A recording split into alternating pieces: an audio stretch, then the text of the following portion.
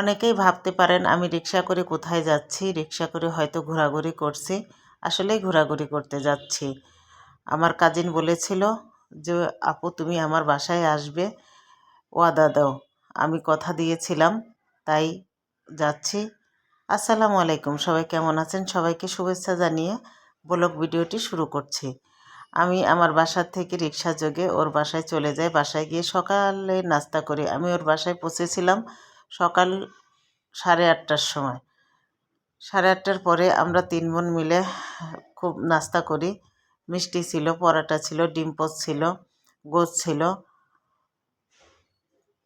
ওর বাগান বলতে বারান্দায় গাছগাছালি লাগিয়েছে, খুবই সুন্দর গাছগাছালিগুলো হয়েছে। আমার এতটাই পছন্দ হয়েছে যা বলার মতো না। এতটুকু জায়গার ভিতরে ও যে এত গাছ লাগিয়েছে, ফুলের গাছ, সবজি গাছ। দেখেন হলুদ গোলাপটা কি সুন্দর ফুটে আছে, আমার কাছে খুবই ভালো লেগেছে। আমি হাত দিয়ে বারবার নাড়ছিলাম। ফুল নাড়া আমি পছন্দ করি না, আমি দূরের থেকে সবসময় দেখি। দেখুন লাল শাকগুলো কত সুন্দর হয়েছে। লাল শাক দেখে তো আমি একদম মুগ্ধ হয়ে গিয়েছিলাম, কারণ আমি সবসময় গাছগাছালিকে পছন্দ করি। প্রকৃতির সান্নিধ্যে আমি সবসময় ঘুরতে চাই এবং বেড়াতে চাই, প্রকৃতির সাথে মিশে যেতে চাই। আমি ওর বারান্দা থেকে ভিডিও করছিলাম। পাখিগুলো এলোমেলো ঘুরে বেড়াচ্ছিল বারবার।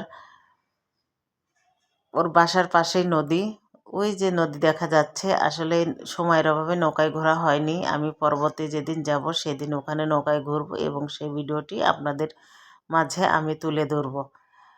দেখুন পাখিগুলো আবারও ঘোরাঘুরি করছে, আমার কাছে খুবই ভালো লেগেছিল, তাই বারবার এই পাখির সিনাপগুলো নিচ্ছিলাম। আমার ভিডিওটি যদি ভালো লেগে থাকে আপনারা অবশ্যই শেয়ার করে পাশে থাকবেন এবং ভালোবাসা দিবেন।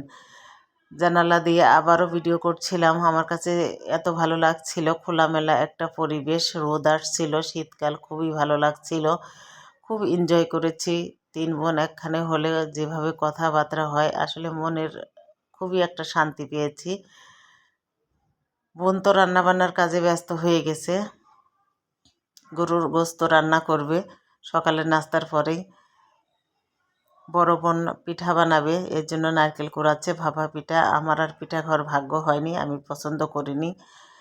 একটা চা খেয়েছি, চাটা এতই মজা হয়েছে যা বলার মতো না, খুবই ভালো লেগেছিল। শোল মাছ দিয়ে লাউ দিয়ে রান্না করা ছিল, খুবই মজার। শীতকালে লাউ দিয়ে শোল মাছ খুবই মজার লাগে, ঠান্ডা হলে।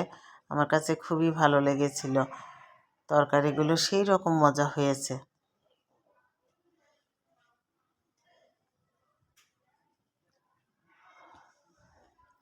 আপনারা কে কোথা থেকে আমার ভিডিওটি দেখছেন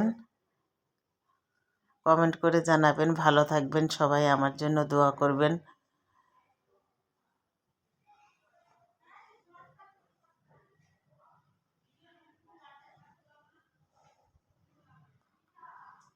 আমরা খাওয়া দাওয়ার জন্য রেডি করে ফেলেছি, এখন খাওয়া দাওয়া করব। ভাত বেড়েছি, খুব তাড়াহুড়া করে খেতে হয়েছে। আল্লাহ হাফেজ।